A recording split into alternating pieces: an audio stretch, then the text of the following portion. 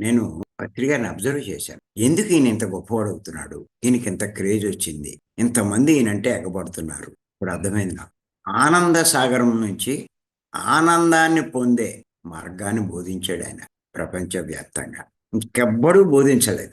లోకంలో ఉన్న వాళ్ళందరికీ ఆనందం కలిగించే, ఆనందాన్ని పొందే, ఆనందాన్ని అనుభవించే అవకాశం, ఆ మార్గం బోధించాడాయన. అందుకే ఆయన అంత గొప్పవాడయ్యాడు. అది తెలుసుకున్నాను నేను. ఓహ్! సృష్టిలో అన్నిటికంటే గొప్పది ఆనందం.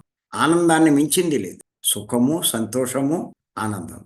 శరీరం నుంచి పొందేది సుఖము, మనసు నుంచి పొందేది సంతోషము, ఆత్మ నుంచి పొందేదే ఆనందమని. ఆ ఆత్మ నుంచి పొందే అంతులేని ఆనందాన్ని అనుభవించే మార్గం బోధించింది పత్రి గారు.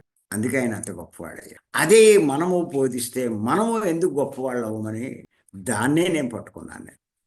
ఈ శ్వాస మీద ధ్యాస ధ్యానం.